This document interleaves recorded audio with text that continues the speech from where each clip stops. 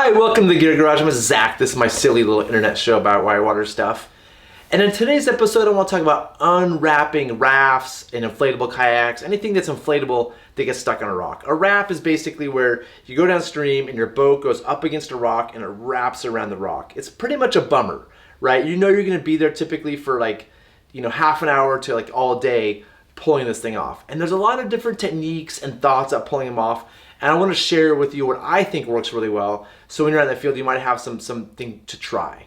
And first of all, I have just 4 rules I typically follow when a raft happens. First of all, is just be safe. Okay, this isn't somebody stuck in the river. This is equipment retrieval. So please don't do anything crazy to get it off. A lot of people do things that are heroic by jumping or exposing themselves. Remember, everybody's safe. We don't need to do anything crazy to get the boat off. Take your time, be safe. Next is you should send a spotter upstream. Hopefully you have enough people that one person can go upstream and let other boaters coming down know there's ropes in the water, there's a boat wrapped, and just have people eddy out before they come into the scene. That can make things really bad if nobody's there to stop another group upstream. I also like to send people downstream. Typically when boats come unwrapped or things happen, somebody swims, and there should be downstream safety to help with any swimmer that happens, or when the boat does come off, kind of help corral it and deal with it. So that's important to me. And finally, which I think maybe is the most important, is focusing on leadership. Let's put one person in charge. I feel like a lot of times on rafts, there's not an established leadership, and there's 2 people that are sort of alphas who are sort of almost like battling each other for who's the smartest or the biggest safety person, or the rescue squirrel, whatever it is. And those 2 people, they're like egos battling. They almost undermine each other, and it makes the situation work. And so I'm a big fan of when it starts, let's just establish who's in charge. And for me, if I'm in charge, I like to not be doing the actual things. I feel like my job is to stand somewhere where I can see the whole scene and be able to communicate with people and keep communication going, but also pay attention to safety issues. If somebody's doing something unsafe on some system or they're being dangerous, my job is to stop everybody and fix that situation. So I feel like that leadership person kind of controls what's going on, has the plan, but also is sort of like a safety administrator in a way. So those are my 4 rules. Let's go to the whiteboard and I want to tell you a little bit about what I think can be done to pull rafts off rocks. Okay, so typically when a raft gets wrapped or pinned, it's up against a rock like this. And it's rarely perfectly positioned. Usually there's more raft on one side or the other. So I drew this so there's a little bit more raft over here. You want to really do your very best to pull the way where there's more raft on this side. A raft is like this is looking at it from the front, like the water's going this way. It's like a big catcher's mitt for water. And so your goal is to get more water into this side than that side. So if it's pushing more this way than this way, it's more likely to come off. Hopefully that makes sense. Basically, wherever the raft is more likely to come off, you obviously want to pull from that direction. And you want to pull from the D-rings typically. People do pull from frames sometimes. You tie into the frame. I just find the frame moves a bit. When you pull hard on the frame, it moves and the boat doesn't. But some people have success with that, so it's worth trying. I like the D-rings. I always tie it off to at least 2 D-rings using a self-equalizing anchor, which is a different skill you have to learn in another video. But if you have a little thing coming off of 2 D-rings that goes like this, then I tie after that. And when I first, in my career, pulled rafts off, we would basically put them on the end of the boat, pull a rope to shore, and just pull really hard, thinking it would just pull the boat down. And it's valid thinking. It just takes a lot of firepower, a lot of force to do it. And times I've done that, I've had D-rings pop, I've had systems break, because you're just yarding with full force, sometimes using mechanical advantage, and it's just using pure power to overcome the friction force between the raft and the rock. And so I wouldn't recommend this technique. It works sometimes, but it's just raw power and it can actually be dangerous. And so let's talk about friction force really quick. The friction force, this is just some basic physics.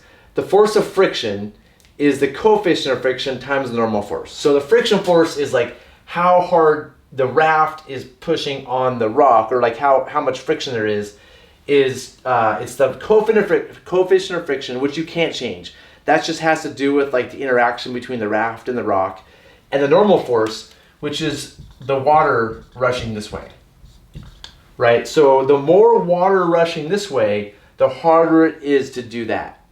It's pretty basic stuff. It has nothing to do with the surface area or other things you might think. It purely, the friction between the rock and the raft is purely related to how hard the water is pushing. So one thing you could try to do is reduce how hard the water is pushing on the raft. And if you think about ways to do that, it's going to help you a lot get the boat off. So my strategy, I'm going to pull this off for a second, that I've employed a lot, that I'm really excited about, is attaching a rope to these two D-rings right here to a self-equalizing anchor and pulling like that. So from this view, it's do like a a self-equalizing anchor there and then pull this way. And what that does is it sort of peels the boat back, right? So when you pull this top, you can pull this kind of down.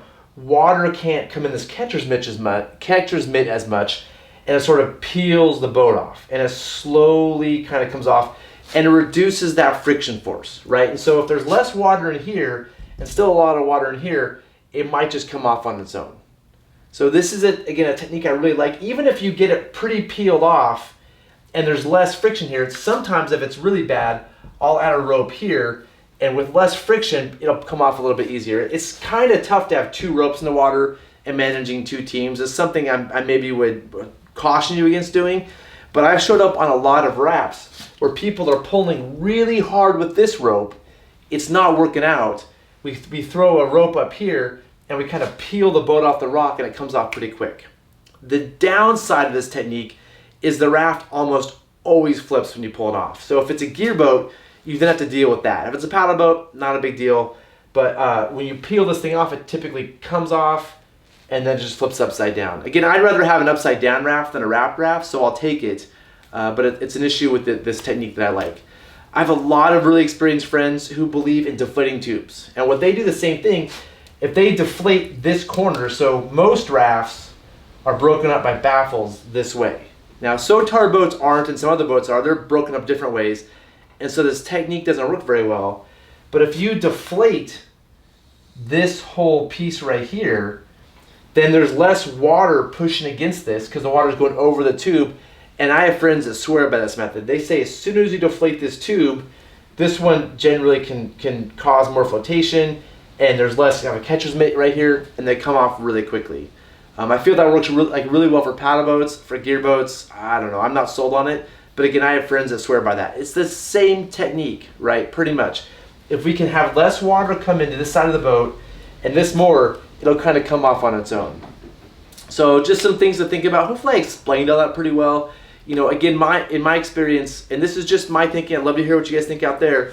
Instead of pulling like this hard, like you would assume you should do, try putting a rope up here and pulling it off. And I would say with pulling off wraps in general, before you go to firepower is like 3-to-1s and vector pulls and all that stuff, try pulling from a lot of different angles. See what's working, right? So put a rope here and pull. Okay, that doesn't work. Put a rope here and pull. That doesn't work. Pull from different angles. Try things out, and when you start to feel like, oh, it's coming, then maybe think about some mechanical advantage after that. So that's all I have. I know a lot of you out there have pulled off tons of wraps. You have awesome stories about what works and what doesn't work. This video is not meant as like me saying, hey, I'm a total expert and you should do my thing. This is really meant to like start a discussion. So if you're like, yeah, Zach, I've done that before too. It works awesome. I'll feel really good. So please add that comment. If you're like, no, you're an idiot. Like that's dangerous. Here's what I would do instead. Also, please leave a comment. Like I'm gonna learn from this, and hopefully everybody out there as well. So thanks for joining me in another episode of Gear Garage, and I'll see you next time.